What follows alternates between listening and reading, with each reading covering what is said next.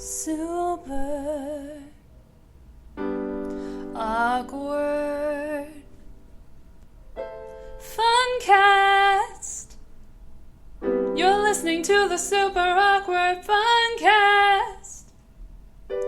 Yeah. After a very long hiatus from Super Awkward Funcast, it is back, and I have Edwin A. Santos with me here for this new episode in which we will discuss a plethora of topics. A plethora, really. Shit's happening. Shit is happening. So, before I forget, I just want to go ahead and say that I went to a screening of The Disaster Artist, which, as you guys know, probably already, is James Franco's new film. And he plays Tommy Wiseau in it, and it's the making of The Room. If you've ever wondered how the fuck that happened, you can find out by watching the film.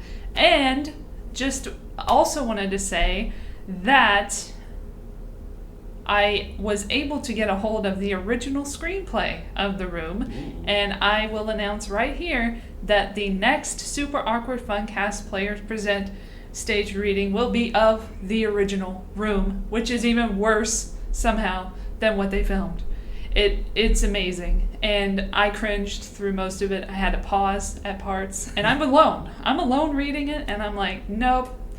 Why? No, you don't have to say who the person is in the description, Tommy. Like, Billy walks in, a homosexual. Like, no, I will find that out when he says he wants to kiss Johnny. It's pretty obvious that he's... Well, I mean, not to give an excuse to Wiseau, the screenwriter, it was the 90s, so it was still new, you know. The formatting was way off. You'll see.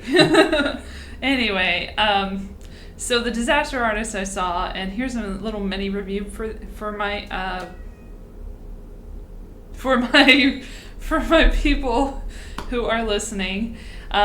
James Franco's best film by far. That's not really saying much because unfortunately he kind of has a very similar career trajectory in terms of directing as Tommy Wiseau, in that he's very misunderstood.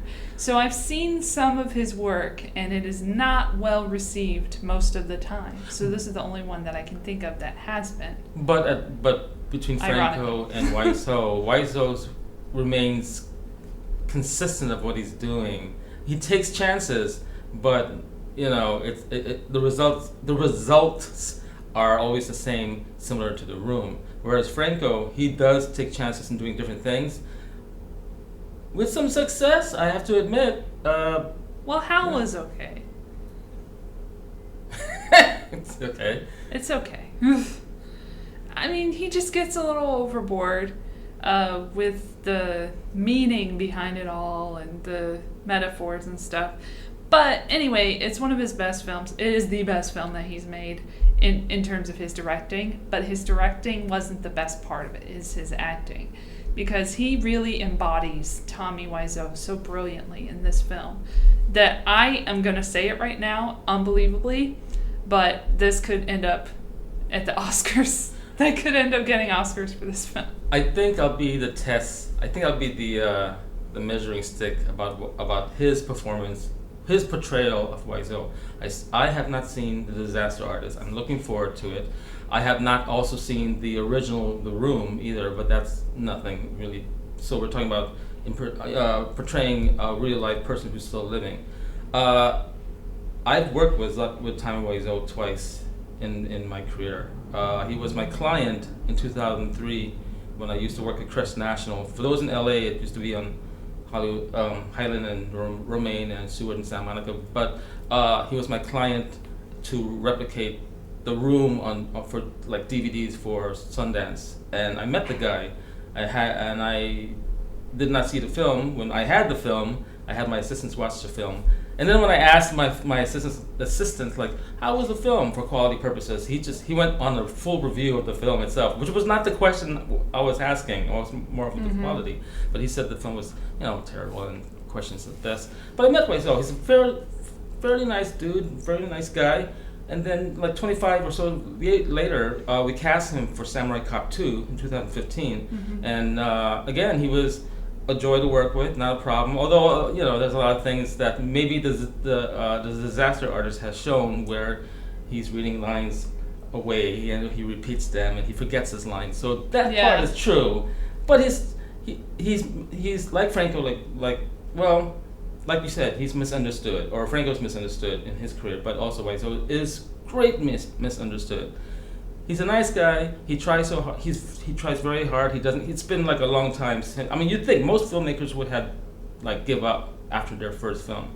He keeps going, and in my defense, I'm hoping and I'm happy that Wiseau, in an indirect way, is getting all the kudos. Yes.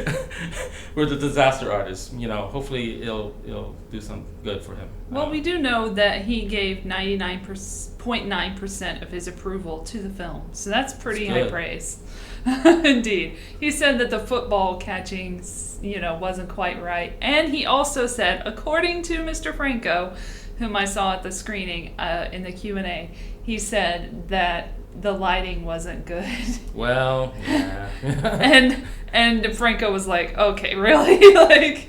You're telling me about the lighting? All right. And then he said that Tommy Wiseau changed it to the football thing because he didn't want to look like that. But it's pretty interesting, he has such a strange, mysterious persona, which is so, missing from Hollywood these days. Yeah, he's kind of he harkens back to the old ways of Hollywood, where everything's kept under wraps. He's very unorthodox in many ways. We were at the American Film Market in 2015 to sell Samurai Cop 2 internationally, and we were trying to find ways to promote. Now, I'm the type of guy who will say yes to anything, but Wiseau suggested, hey, Edwin and everybody else, come down to the lobby. He took a bag of footballs with him. He has his assistant with him.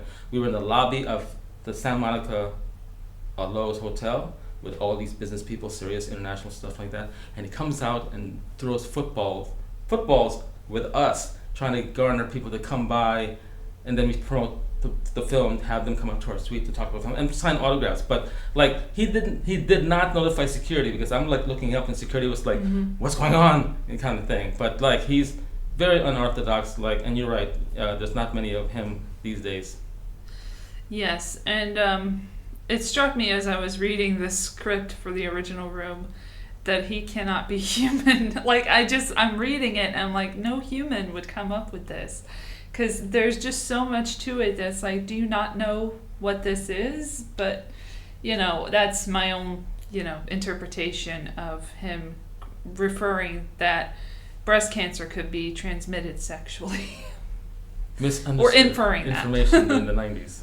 That was weird to me. But anyway, the film itself, Dave Franco was very great in it. And Seth I can do without, to be honest. I'm so sick of him.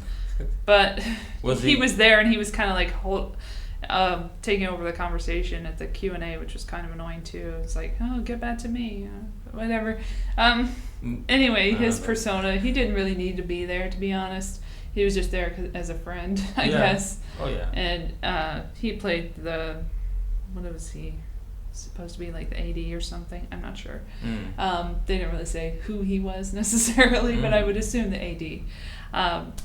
Anyway, the whole thing was really interesting from I've worked on set and you've worked on set, so it's cool watching that process in the film. And it would say in the corner of the screen at the bottom, it would say day 40 of 60 or something like that. No, not day 40 of 60. Day 58 of 40 or whatever it was. I can't remember. I think it was supposed to be 40 days, and then it ended up being really, really long. Was it similar to when you watched The Disaster Artist? Was it the same vibe like Steve Buscemi in Living in Oblivion? I haven't seen that, so I don't know. Okay. But you did get to see very fun scenes. The high doggy scene, that's always fun. And that was it made more sense than the original version, you'll see, because It was in a coffee shop in that one, and it was a barista, and he had like a newspaper in front of his face, and she was like, "Oh, hi, Johnny, I didn't see you there. I mean, I didn't know it was you." And it's like, oh, that's why. Oh, they forgot the newspaper. Props are important, guys. Have you seen the original film? Yes, I have seen the filmed version, but I'm talking about the original screenplay, which we will get into. Okay. Airplane. That's what you get when you shoot in Hollywood. It's Trump flying by, going to his thing. I don't know. Go ahead. What was that? My water bottle broke. Oh my gosh. Thanks for the sound effect. Alright, so everybody wants to hear, I'm sure, about Weinstein some more because we haven't heard enough lately. Is it Weinstein or Weinstein? Everyone says it both ways. It's the so first. I never know which one is accurate. But I did talk to someone with the last name, or they didn't have the last name Weinstein, but their husband did recently over the phone, and they said Weinstein. I'm like, okay, whatever, girl. So anyway, I am going to say that there is proof that I was very speculative about him quite a long time ago. And when he had the groping thing with the model from Italia, Ambra Battaglia Gutierrez, I shared that article and I called him out on it. And few people in 2015 did that.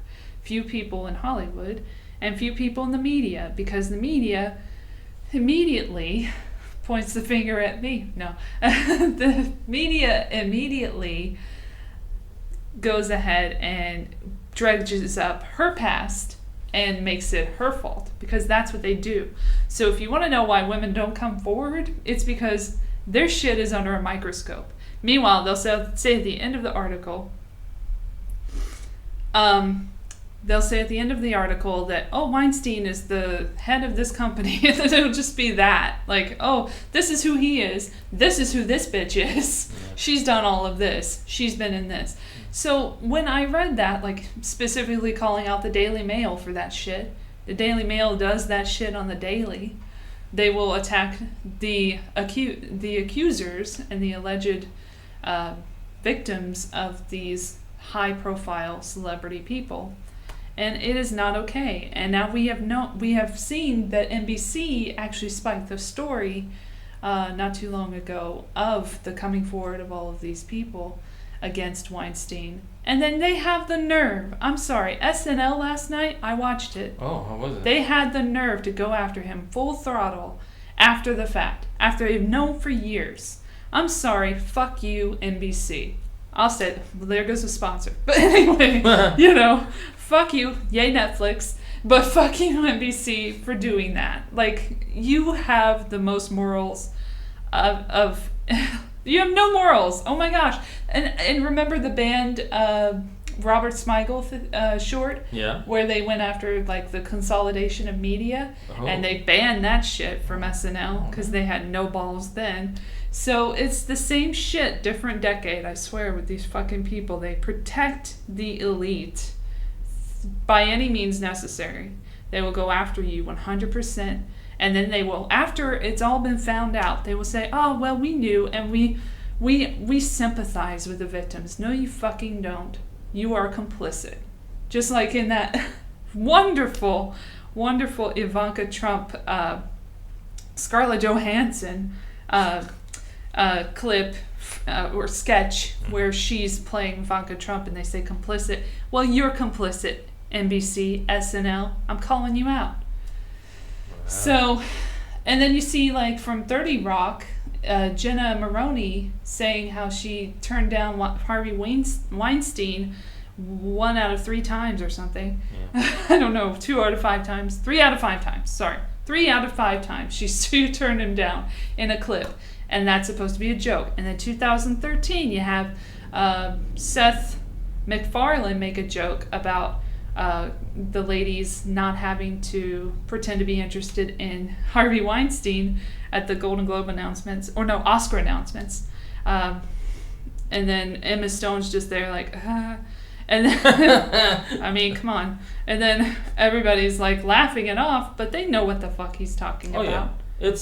Look, despicable. I know certain people. I'm not like a brag or whatever like that, but I have friends who run in with Harvey Weinstein, even during the Miramax days. Okay, so like in the late 80s, 90s, and I asked them. I didn't even ask them. I said, "Hey, listen, maybe we should like do a joint venture with Miramax or a Weinstein company or whoever." And the guy who I worked with then, he said he just had this frown on his face.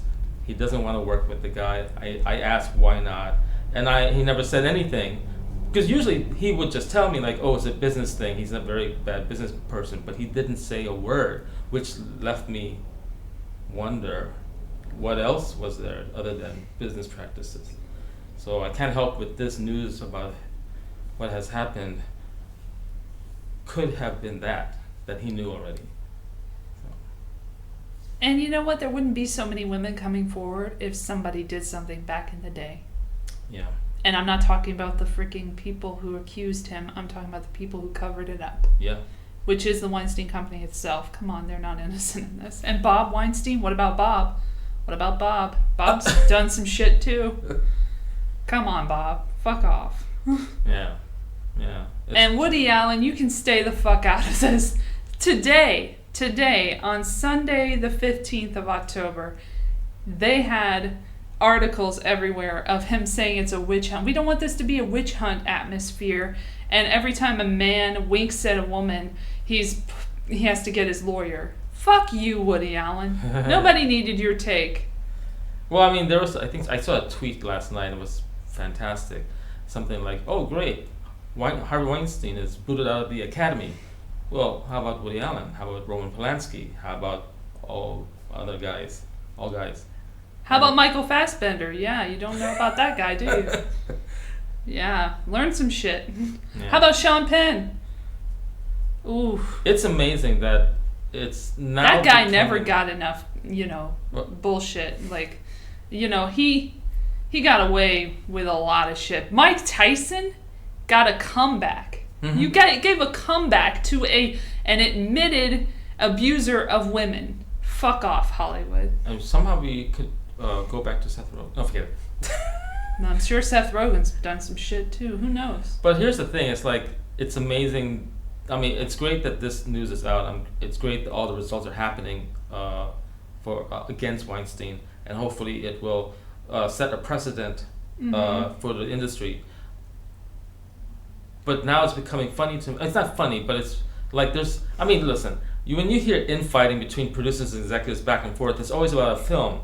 No, now it's about reality. And it's not a witch hunt that people might say. It's time to come out with this because this has been going on. I don't even, for me, it's like I heard these stories in the 70s when I was a kid. Mm-hmm. There are no laws or codes or whatever it is in the 50s and the 40s. I'm sure it was happening back then a lot more. It was. We don't know. Yeah. And in the 10s, it really was. Yeah. Like, that's when the studio system came into effect.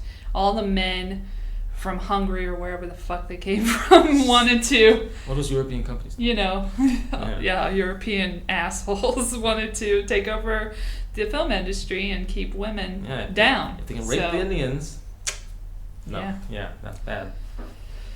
Oh, we love immigrants, but I don't really love immigrants who take over Hollywood or go to Hollywood and treat women like shit. Mm-hmm. And other people, I'm sure, like the kids. Let's talk about the kids for a second because not enough people are talking about the epidemic of pedophilia and sexual abuse of minors in Hollywood. And I recommend everyone here who's listening to check out the documentary. I'm going to link to it in the notes. An Open Secret by Amy Berg. Oh, yeah. It's really important to watch that. Bryan Singer calling you out, fucker. From DEN, Digital Entertainment Network. I know you, Mark Collins Rector. You go fuck yourselves and leave the kids out of it. Yeah, it's terrible, and Hollywood And he's politics, working, by the way. He has a new show with kids, The Gifted. Hollywood and politics are almost the same strange bedfellows, because even politics have their own.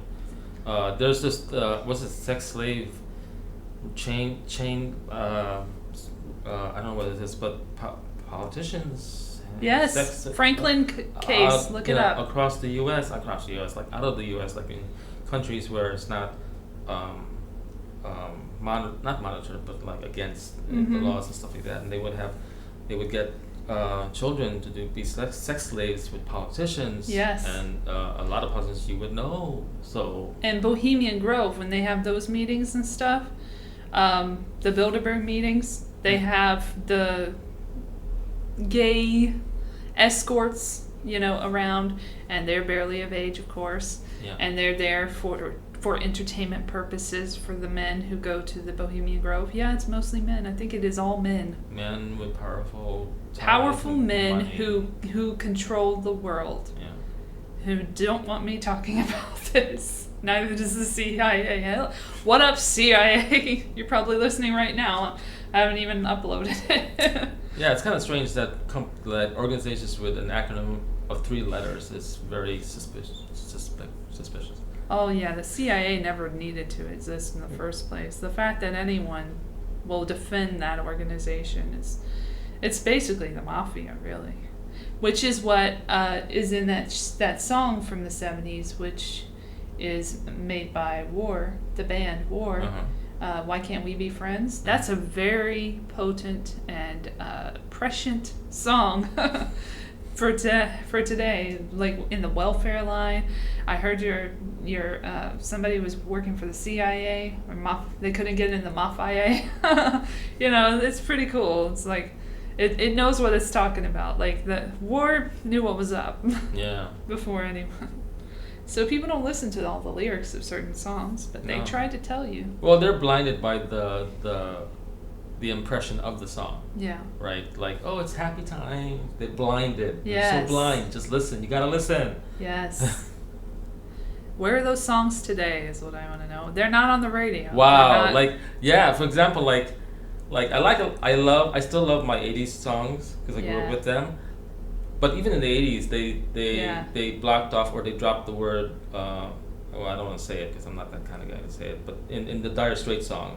Yeah, right? yeah, I know what you mean. Yeah, and they started dropping that word in the 90s, even though it came out in 85. But then lately, I would hear it. I'm like I have the album, and I'm like, I cringe now because when was it okay to say that? Well, because it was 80s, it was new and nobody knew, was that kind of thing. So. I find it, and then I know I'm going way off here, but I saw a comedy show on Friday, and it was a Filipino comedian, right? And I forget sometimes when it comes to stand-up comics, it's no holds barred. Yeah. So they were not being racist, but they're making jokes against white people. So I understand where he's coming from. It's just jokes. And it seems like comedians get away with this kind of thing all the time. I don't know how. It's amazing. But I mean, for me, I don't do those types of jokes. I don't attack another group just to make fun. That kind of thing. Yeah. Right.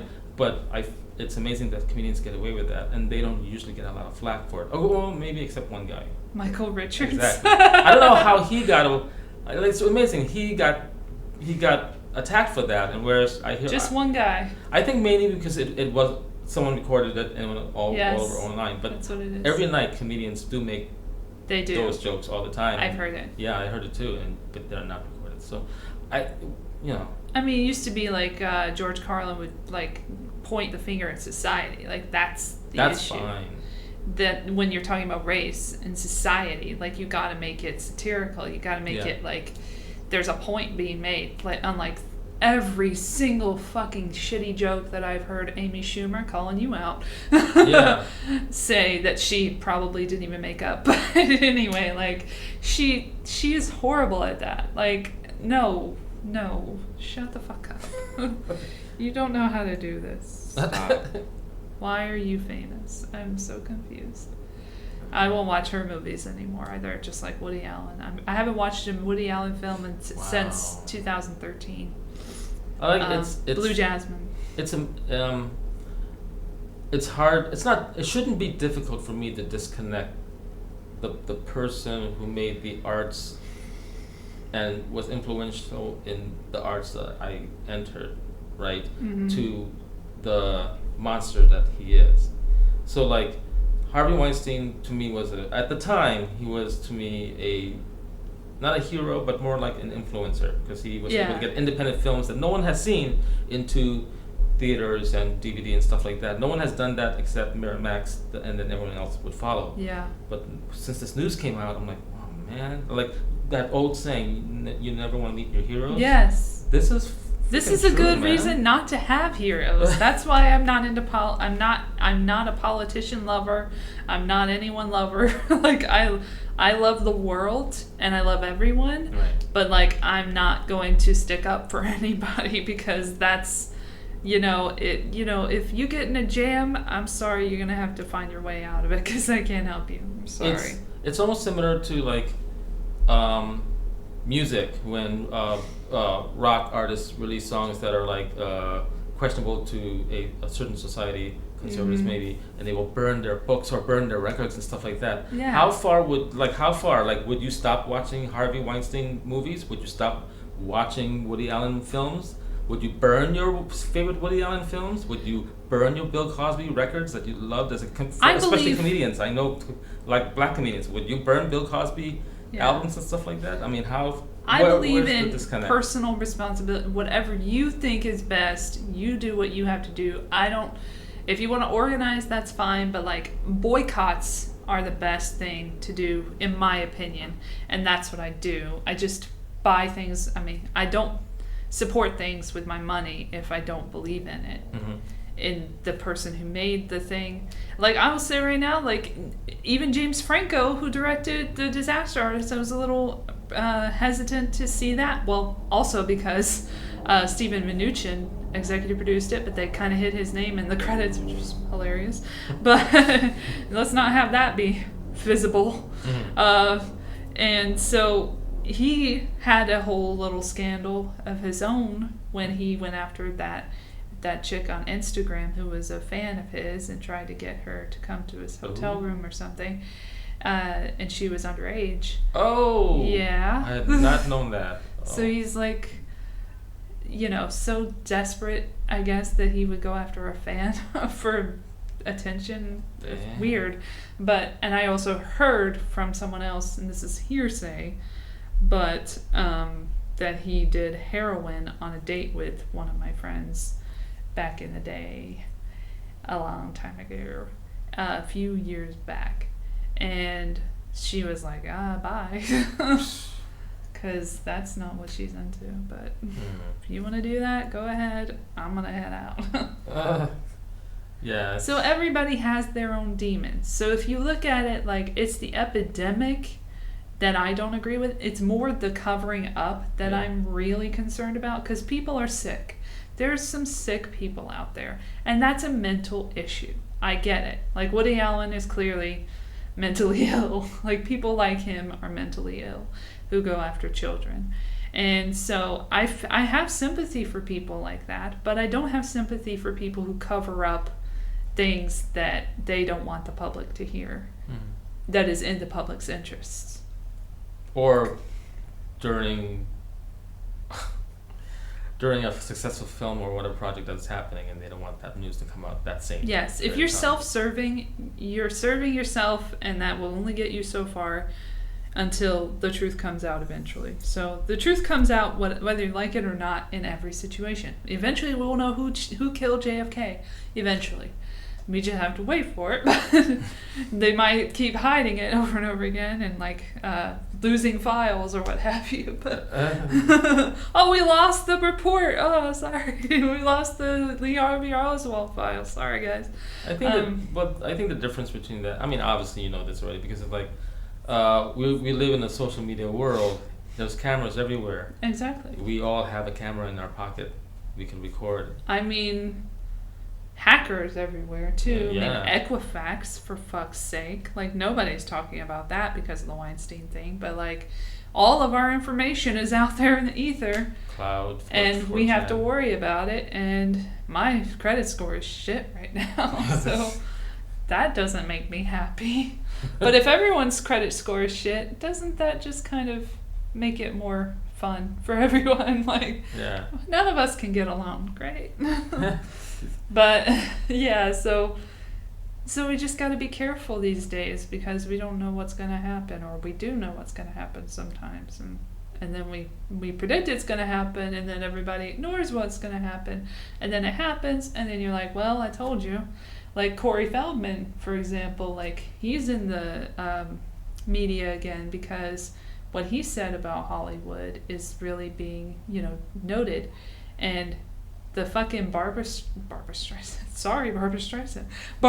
Walters thing, where he was talking to her about pedophilia in Hollywood and the predators, and she's like, you're damaging an entire industry. Ah. And you're like, fuck you, Barbara Walters. Dang, Barbara and how Walters many people did she have to suck the cock of to get where she is? I'm just saying, like, you're involved in this industry, you're involved in the goings on that is kept under wraps. Have we figured out if she has that, if she's been going with this fake British accent that she's been doing all these years? Yeah. She's so annoying. Anyway, Corey Feldman, I bless him, because what he went through, no one should have to go through. And no one should have to go through what Corey Haim went through. And the sad fact of it is that Corey Feldman told authorities who abused him, 3 dudes who abused him, and the authorities at the time were after Michael Jackson. So they're like, fuck that, we're going to continue with this guy. And that's what happens. Then that gets covered up, that gets pushed aside, and then those guys are out there somewhere doing whatever they're doing, and they get away with it. Yeah. Because cops are not your best friend, guys. We should know that more than ever now. If something bad happens, I'm not calling the cops, I'll tell you that much. Yeah. They'd rather put innocent men who just happen to get a hold of marijuana in jail for years than go after the bigwigs. These are not all cops, by the way, but there are flawed men who are in uniform. And women. Women who have killed black unarmed men. Who takes advantage of the system that's supposedly supposed to protect everyone, but it's not. It's really the system that makes profit for victims, or against victims, I think. The way I see it. The prison complex is a money-making entity. Oh, yeah. And, alright, that brings me to Mr. Robot. So I had a problem with Mr. Robot, because... Season 3? The new season premiered, and I feel like it's going to be doomed by its own establishment. Like, they are now serving the establishment, in my opinion. From what I saw, when they went into they showed the Trump stuff, and the Nazis, or whatever you want to call it, in the streets, and the protesting and everything. And it just felt like, okay, well, what would you have shown here if Hillary Clinton won? Like, would we be as concerned about all these people if she won? Or would they be out, would they be out in the open like they are? And would they, would the racist Democratic people who are, who base their views on whether you're black, white, whatever the hell color you are, in terms of like voting or watching your shit, like it's always got to be a segmented thing. So it's like Get Out, like that movie Get Out. Mm-hmm. Nobody watched it apparently because like they're doing nobody in the government, because, not the government, but the Democratic Party, because they keep doing that. They're basically, they think they own Black and Latino people, and they don't. And they learned it, and they don't know how to deal with it. Don't co-opt us. You know what I'm saying? Mm-hmm. So you co-opt a movement like BLM, mm-hmm. Black Lives Matter, and then you say, oh, we're not going to do any legislative changes to help them, but we'll listen to them. Well, that's a slap in the face. That's a different kind of racism. Mm-hmm. Super predators. that's kind of out and out racism, really. Because, so what choice did we have between Mr. Trump, who was a friend of the Clintons, let's be honest, for many years and donated money to the Democratic Party and basically was an independent until 2011 when he became a Republican, hard-ass Republican, supporter of the Tea Party, anti-Occupy Wall Street, and changed all his views overnight. Interesting that happened overnight. Nobody talks about it. Started talking about, like, near the end of the first term of President Obama's presidency, he mentions the birther thing. Mm-hmm. So she mentioned it in 2008 that he was possibly Muslim and didn't, like, say that he wasn't. She's like, I assume he's not, or whatever the fuck.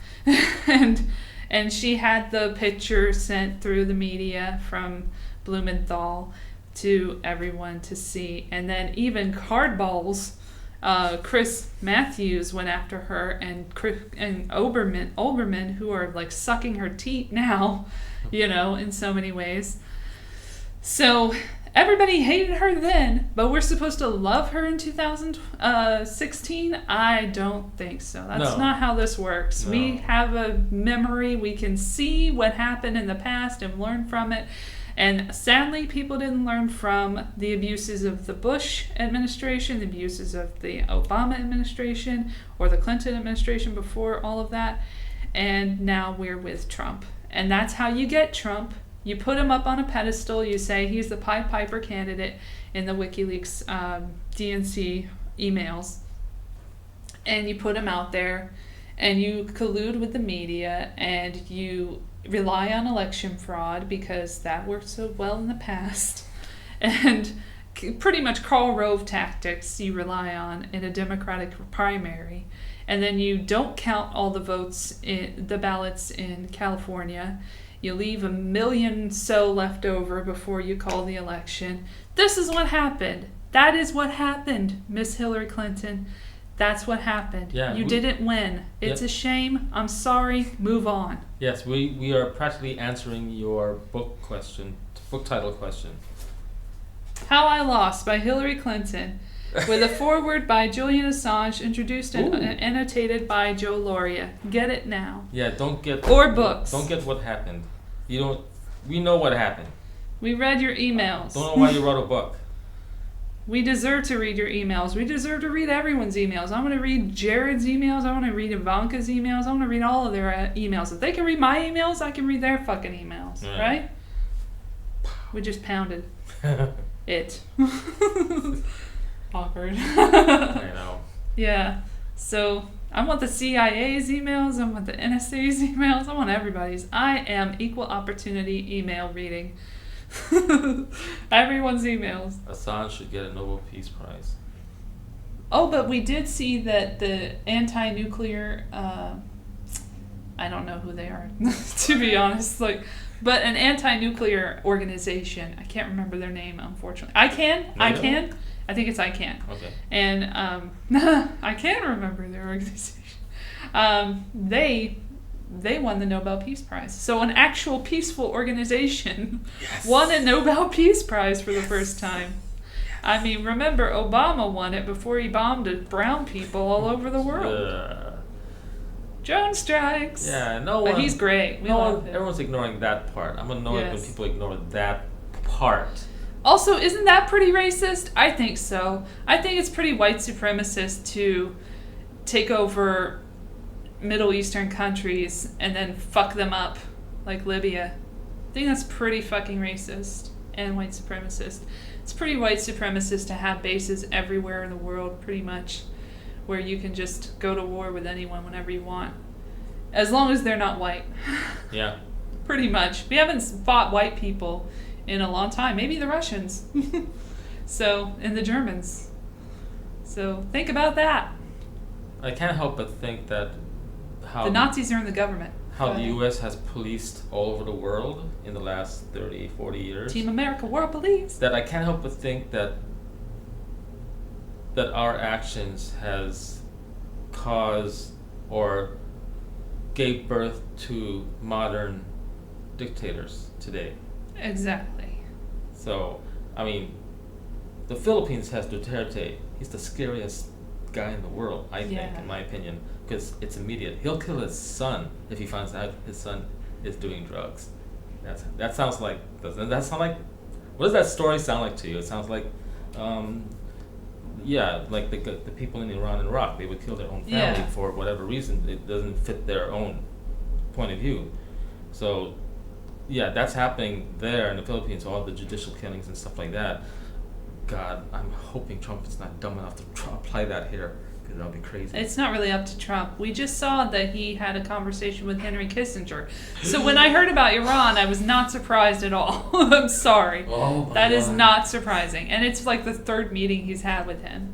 And so this fucker, Henry Kissinger, who should be in jail for war crimes that he committed, genocides that he committed as Secretary of State, who's a good friend of Hillary Clinton, by the way. Ew. But I guess birds of a feather flock together. Yeah. Or laws of attraction. There you go. Yeah. So, there's actually a picture online, by the way, of like Madeleine Albright, John Kerry, Hillary Clinton, Kissinger, and like some other people, and maybe another person, I can't remember. But they're all like digging a hole, and I guess they're doing a groundbreaking, but I consider it a bunch of war criminals digging the next grave for their next victim. It's insane. It's insane who we put on a pedestal. People who have murdered other people. Not even like by their own hand. No, they're too cowardly to do that.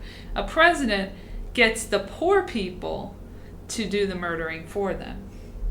In the name of freedom and justice and liberty for all. Hallelujah. Happy 4th of July.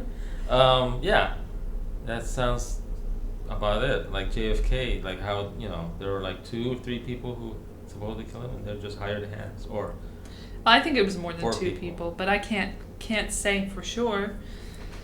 There are theories. Yeah, so Team America World Police is now a reality. I mean, it was a reality before, but now it's like super real. And now we have the most self-parodying president we've ever had.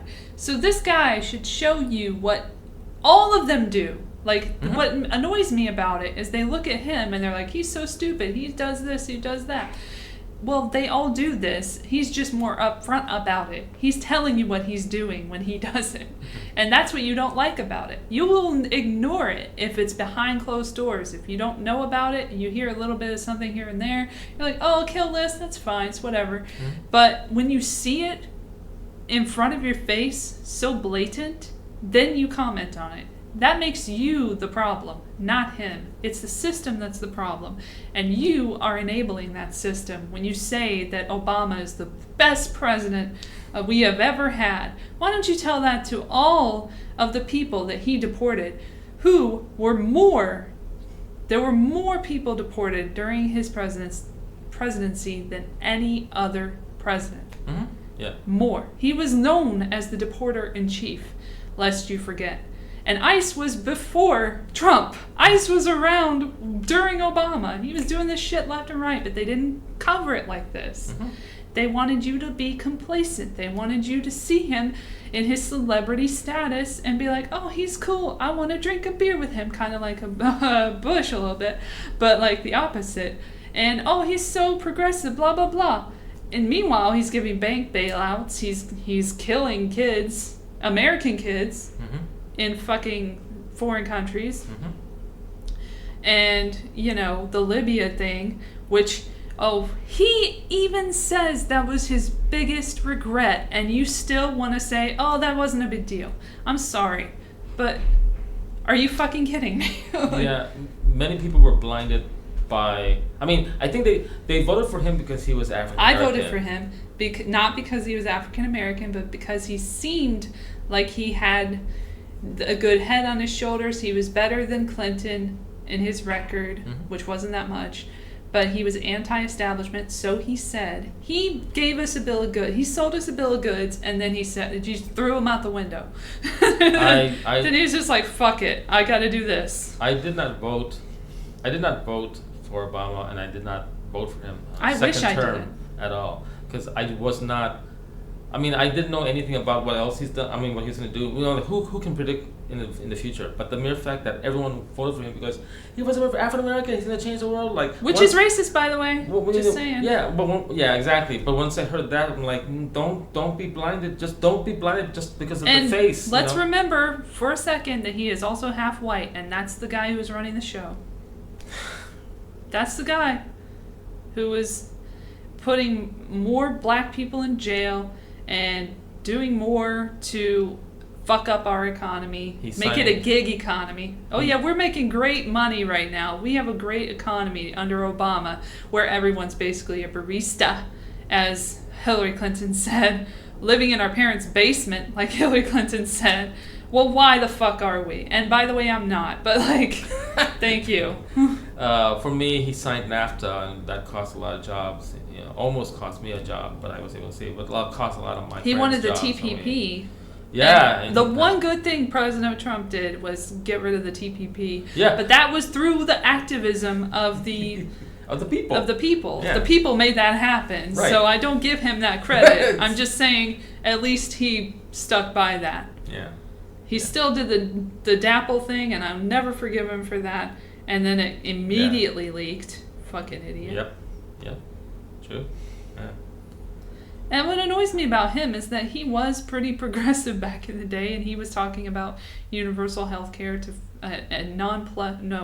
a flummoxed Dave Letterman, who was like, what? How? I really don't think I believe he has any political point or any side that he likes. He does what he is a tried and true puppet. He is a puppet of the establishment of the Kissingers of the world, the Soroses. Yes, I mentioned Soros because he's involved. The Kochs of the world, the Mercers of the world, all of these guys together. But I also agree. I also think that it's like waves. He'll go where it's hot and popular. You know what I mean? Like everyone hated Obama. Everyone like so this Republican surge, this hatred surge came up during the election in 2000. You know, he hated Obama, so he was heading towards the direction.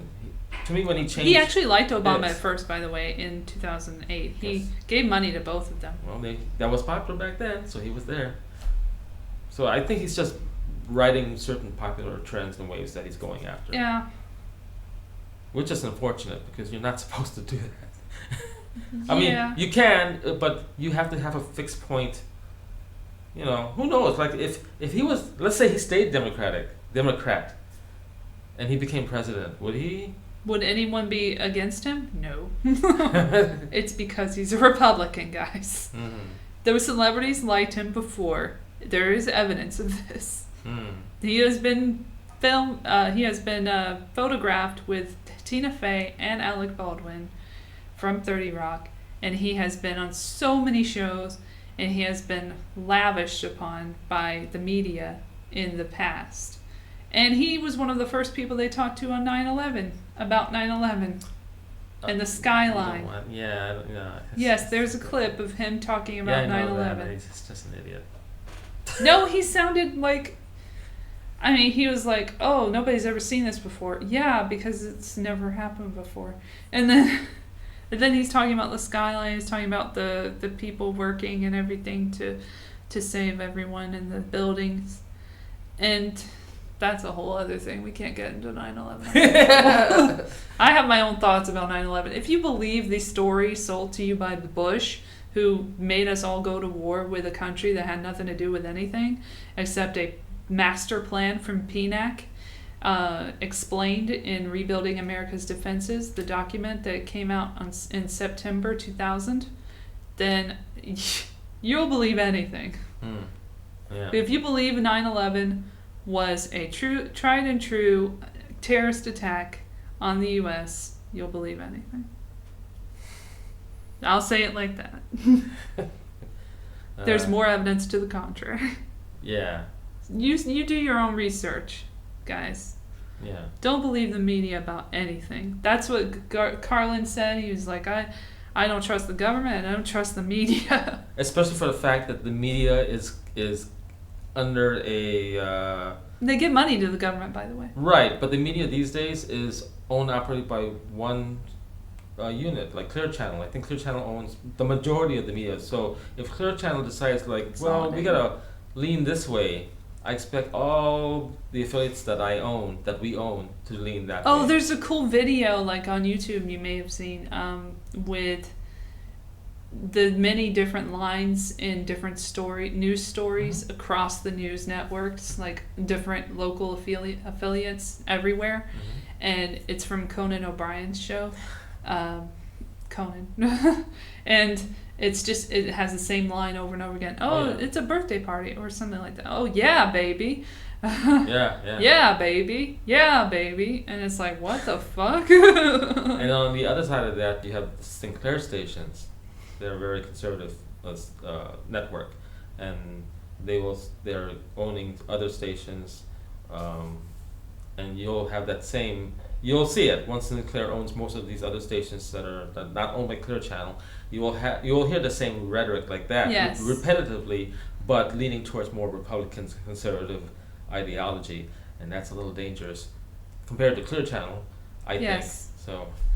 And newsflash, guys. There is no right or left anything. It is all one umbrella corporation that we are all being oppressed by on both sides. There are no both sides, really, because they all take the same donations from the same people, and they all hobnob with each other. Like most recently, the Washington Post party, I think it was in January, with Donald Trump's son. I don't think it was the son. I think it was Jared and Ivanka, and there were certain other. Kellyanne was there, Kellyanne Conway, and then she was there, and then some other Trumpy people and some other non-Trumpy people and Hillary supporting people, and they were all just hanging out, thinking about what ways to screw us all over. So that is what it is. It is a big club, and we are not in it. We are outside of the club. They own the club. We are waiting outside the fence, and we will never be let in. And if you keep electing these club members, then you're just electing people who are just going to continue to shit on you and continue to steal our resources and poison our water with fluoride and lead. So you got to be mindful, guys. And there's no heroes. We are our own heroes. Don't trust a politician. That's like the dumbest thing you can do. It's insane. Insanity is the definition is doing the same thing over and over again, expecting different results. So I don't vote, just like George Carlin said, because I don't want to do the same shit over and over again, not getting what I want, and then feel guilty for contributing to it. I don't know, Bernie. When it's not even a free and fair election anyway, because the election machines are all hackable. Rigged. Everything. But nobody talks about that, even though they talked about it during the general election leading up to the vote. They were like, oh, these machines are hackable, but hey, that's okay. And then they wonder why they didn't win. But they still won because the media is happy as fuck that Trump is president because they're making millions. Well, there's also voter suppression laws. Yes. That happens. On both sides. Gerrymandering on both sides. Mm-hmm. Again, same party. Mm-hmm. Same shit, different douche. As I like to say. You said earlier about people in these organizations. I wonder. I mean, other than money changing their attitudes before they went in, because I'm sure a lot of these people are good people, and maybe they want. Oh, they're corrupted. Absolute power corrupts. Absolutely. So I'm a little concerned. Earlier this year, the Academy invited and a certain high percentage of color talent. Diversity to because of the complaint diversity in the Academy and the Oscars. Sorry, Ampes, I'm dissing on you. But I've seen the list, and there's so many names of talented African American, Latino, Asian American in that group, and I'm hoping that they can, because I know some of them, and they are very progressive, and they've been outspoken about being fair. But I'm afraid it's like that kind of thing. Like once you enter that big hall of giants, that big Justice League, whatever that is, the influence from higher above will. I mean, we've seen that with may people. change you or maybe threaten you. I don't know. Change you for some other. We've seen that with Joy Ann Reid, for example. She used to really be very critical of the Democratic Party, very critical of Hillary Clinton. You look her up from back in the day, some archived articles from her from before she was on MSNBC. She gets on MSNBC, they give her all this cash, they're like, okay, you got to promote Hillary Clinton. She's like, all right, fine, give me the money. That's how it is. It's as simple as giving people an opportunity to have what they want and giving them money to do what you want. That's what you get. That's what happens. And you have to consider that people like Rachel Maddow, all these people on these networks, and Bill O'Reilly, for example, they get paid millions of dollars to say shit to you that may not be true. Right.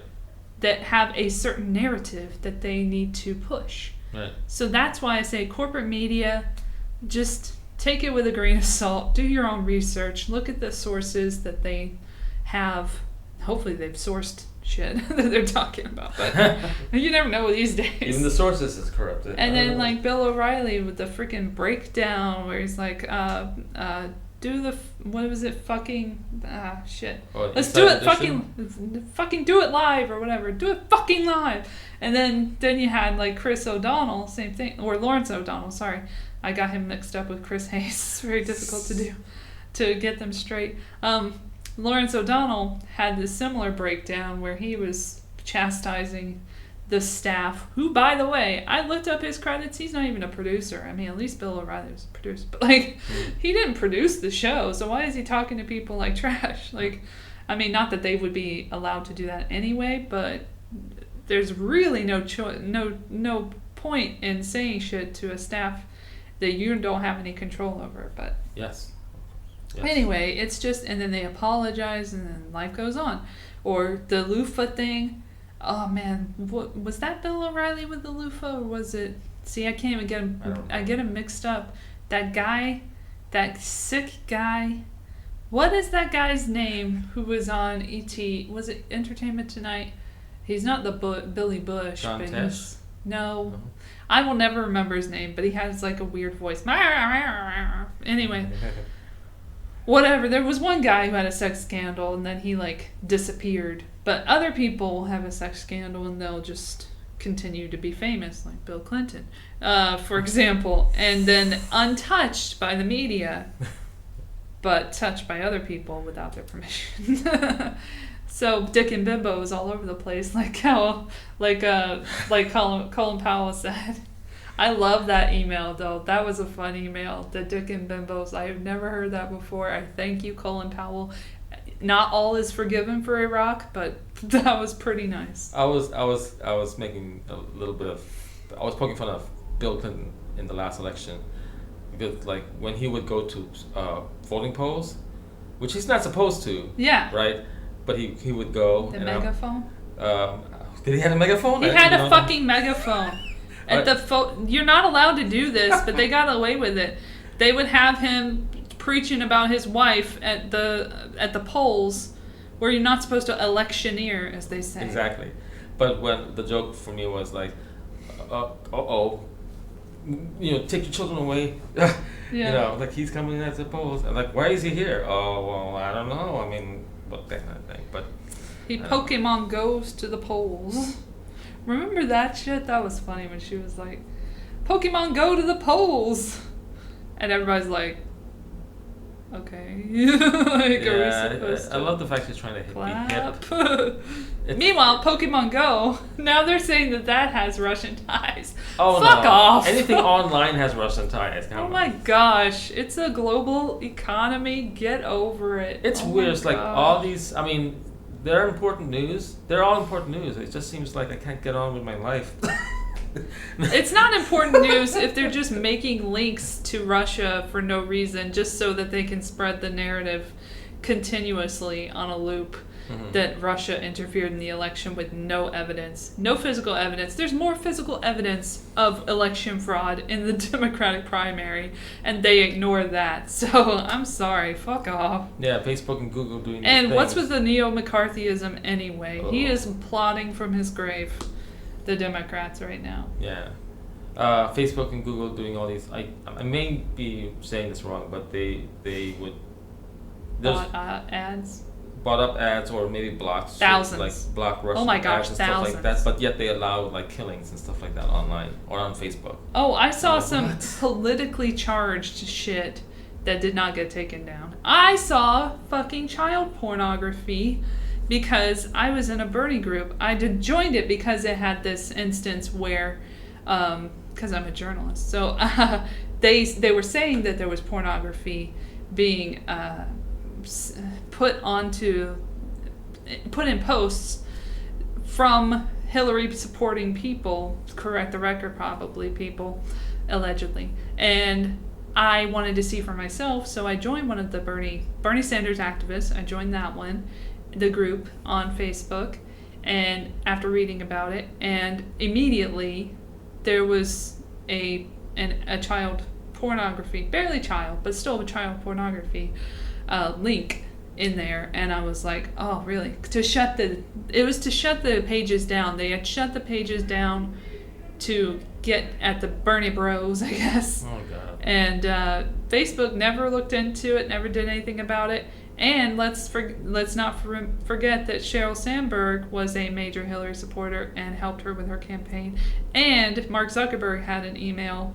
I love these emails where he wanted to help Hillary Clinton as well. So shit that helped Hillary Clinton was allowed, even child pornography. So when the Pizzagate thing came up, I was not surprised. I was like, Jeez. okay, that makes sense.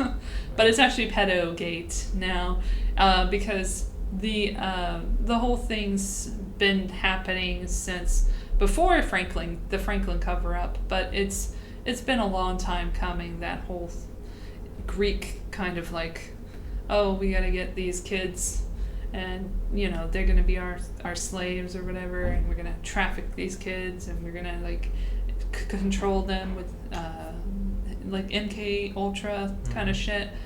So Peter Bonacci, poor thing, actually won $1 million suit. Like the judge actually said, yeah, your case is, I believe it. So that goes unnoticed that the guy involved in the Franklin thing went out and said all these things about the CIA and said all these things about conditioning and the sex trafficking and everything, and it was true. It was deemed true by a court. So Wow. he won. Wow. Not that it helped him in his mind any, because he was scarred for life after that experience. And let's also not forget Barney Frank's role in all this. Mr. Frank, who likes to take lobbyists' money nowadays and pretend to give a shit about bringing banks to justice. Oh yeah, he had his own little ring going on and out of his apartment where boys were being sold. So. Oh my god, I haven't read those. Oh yeah, they squash that shit. They squash all of the Democratic stuff. They want you to remember Dennis Hastert, but they don't want you to remember that he went to Camp Nose in Japan with Podestas, the Tony and John Podesta, and they had a grand old time back then, and they love to think about those memories, and that's also in an email from WikiLeaks. Thank you very much from Podesta emails. I love my emails. Oh my god. That's how you get the truth. You got to read somebody's emails to get the truth nowadays. Someone powerful. Yeah, I'm speechless. It went that far into it. Maybe they weren't boys, but they were like 17, just basically boys in the apartment. And he claimed to not know anything about it. Come on, you have an apartment and somebody's doing a prostitution ring in it, and you have no knowledge of it. I mean, look, through the years I would hear stories like that, and they're true by other, not the United States, but in other countries, like dictatorship countries, because they all take advantage of that. I would never, and like, probably like me and a bunch of young American kids who who were doctrined by the American goodness and all, that just because it's happening in other countries, dictatorships, we're all human. It can't happen with our own politicians. Mm-hmm. So, and it's unfortunate. This I don't know. I'm losing faith of everything. Believe in yourself. Believe in us. The power of us. The power of us against them. We can win. We have to be vigilant. Once my Amazon Prime membership is over, then I'm done with Amazon. But I paid for it, and I have to use it, or I'm just being wasteful. Oh, that's nice. So I don't buy shit online from Amazon, but I will watch like TV shows, especially if they're against, or movies against the government, which is kind of hilarious because the CIA had a $600 million contract with Jeff Bezos, who is the owner of Amazon and Washington Post.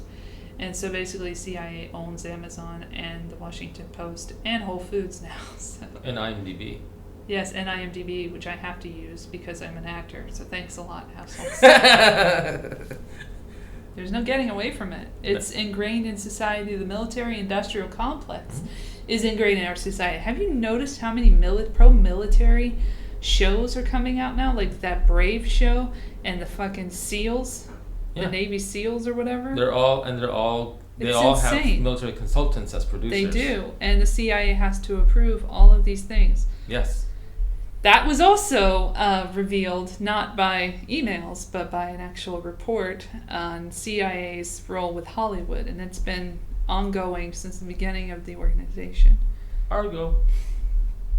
Oh, and Argo was commissioned by the CIA. Come on.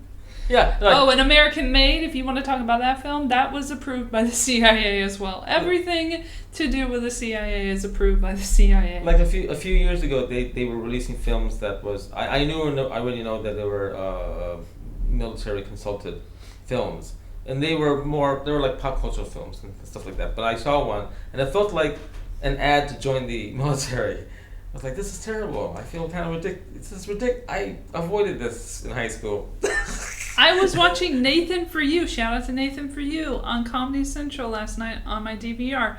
And immediately after it went to break, it was like, brought to you by the Air Force. I'm like, are you fucking kidding me right now? Yeah. What does that have to do with this? It's still ingrained. And by the way, Fanta, the drink, Fanta, whatever the fuck, is a German drink, and it's from Nazis. It's built for Nazis. Like, if you're drinking a Fanta, then you're drinking a Nazi drink. Look it up. Those commercials are fun.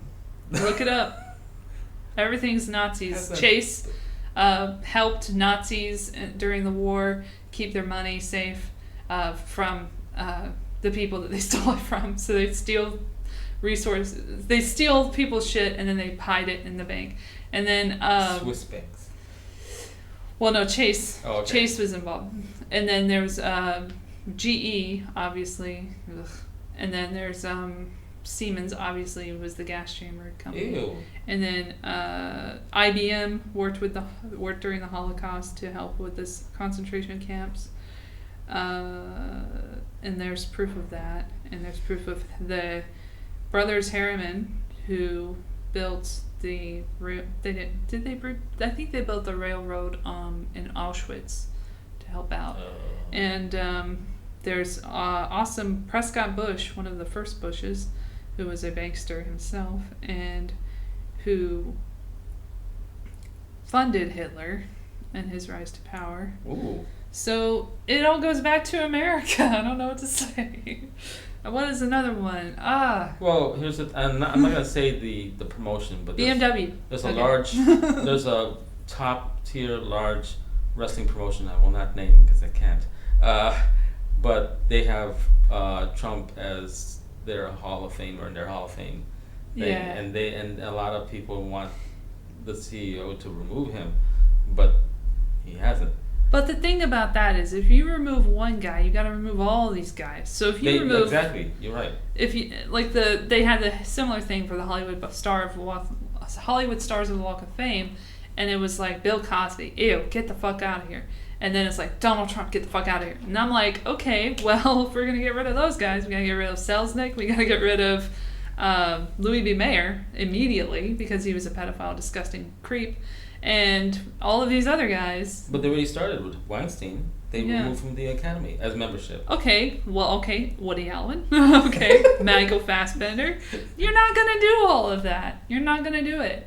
Remove Alfred Hitchcock from the DGA. And maybe let Alice Guy in. Just saying. Shout out to Alice Guy people who know who the fuck that is. Who was the pioneer of cinema. Who was the first female director, producer, writer, and actor. And she made the first narrative film, which was The Cabbage Fairy, but it was it was a French film, and it was 1896 or 7, not sure. And she ruled the late 90s of the 1800s, and was friends with the Lumiere brothers, helped them out a lot, and helped some other people out, and really developed sound before anyone else was doing it in the 1900s, and had the first sound on disc, I believe. Yes, sound on disc, had the first studio, Solex Studios, from a woman. And all did this like with her husband and then without her husband, because he was into gambling and he gambled away all their money, and she ended up penniless and dying at 94. But she was 94, so that's pretty good. In New Jersey, where she lived after France. She was born in Paris, and then she moved to New Jersey to pursue film. And did all of these films, like 440 on IMDb, including like a lot of short films that were like socially relevant and tackled certain issues like racism and feminism and all this stuff. So she was a major player, and there is a documentary currently it's not in production, but it is on IMDb. It's listed there, Be Natural. And it's about her, and it's narrated by Jodie Foster, and all these people are in it. Andy Samberg, and a lot of women that I can't really remember the name of specifically, but there's a whole lot of people in it, stars, and it is nowhere. It's in development. For years? Hell, I guess. Oh. And we probably won't see it this year, because as much as we like to pretend we're feminist in Hollywood, not really. Like, we're not gonna change history. Come on now. We want the men to have their moment. Let's give it to the Lumiere brothers. So, and then there's also that sort of thing in the music industry, because there's a woman named Clara Schumann. Oh, no, not Clara Schumann. I was going to think of, Mendelssohn, Felix Mendelssohn. Mm-hmm. He had a sister named Fanny, and she was also a composer and instrumentalist, and she helped him with a lot of his work, and some of his work she let him take credit for, but it was actually written by her. And she was told by her father that she couldn't be a composer. She couldn't be famous because, that's not for women. That's for her brother. So, but certain other women were encouraged, like Clara Schumann, Schumann's wife, Robert Schumann's wife. Mm-hmm. And she ended up being a real big force as well. So there's a lot of names out there, female names that are lost to history, like people don't remember them. And so as we're talking about women in the industry, let's also think of the women who paved the way and who go unnoticed and unrewarded for their efforts. That's really depressing, but yeah. And I'm sure there's a lot of Black and Indian people as well who created a lot of cinema in the very early days who are also lost to history and whom nobody knows their names. Well, I mean, there are organizations out there that preserve Native American, maybe even. Yeah. Who knows? Yeah. So, shout out to Christopher Columbus. Fuck you. Die and rot. Oh yeah, you're already dead. Well, rot. I hated everything about him before anyone else. I wasn't celebrating him when I was in grade school. I was like, fuck that guy. Yeah, I just want one day off. I mean, yeah, I want Monday off from work. I want us to acknowledge Indigenous Peoples Day. Shout out to Indigenous Peoples Day being a thing. Yes, finally. And so being so indigenous right now, but that's from South Park. But shout out to South Park, so good. Anyway, so when that happened, I would have liked to have been off of work and gotten paid for it, but nope. I had to I called in sick, but I was sick, and I stayed home. But I would have liked to have done more for that day. Maybe next year I'll do a little bit more. Last year, I mean, I couldn't beat last year because I was at a damn rally, and it was actually Columbus Day at that point. But I was at a rally, and the Enough is Enough rally, and we were celebrating Native American culture and talking about Leonard Peltier and all these other important issues, the no dapple and everything. So it was a big day last year, so it couldn't really be topped this year. Now I have 2 reasons to take a day off: Indigenous Day and Martin Luther King Jr. birthday. Oh my gosh. And if we're talking about sexually abusive people, we cannot forget that Martin Luther King Jr. had his own issues, and so did Gandhi, and we still put them on a pedestal. So it's best to not put anyone on a pedestal. Acknowledge what they have done in their teachings and their writings, and also separate that from their personal life and be able to say, okay, he was right on this, he was definitely wrong on that, and we should not, praise him as a hero or whatever. Okay. So I'm not so sure I believe that it's necessary to have days for specific people, to be honest, because people are human and they fuck up a lot, especially men. Yeah. Just saying, especially men, they fuck up a great deal.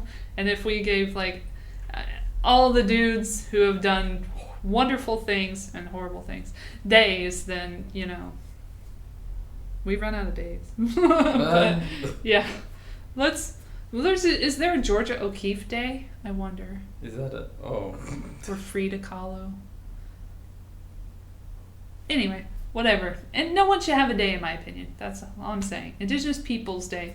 People should have a day. People day. It should be a people day. It should not be a specific person, because it's all of us together working towards a common goal that gets things done. That's the truth. And on that note, I think we're going to wrap it up if you don't have anything to say. An enlightening conversation. Yes, we got real again. Sorry.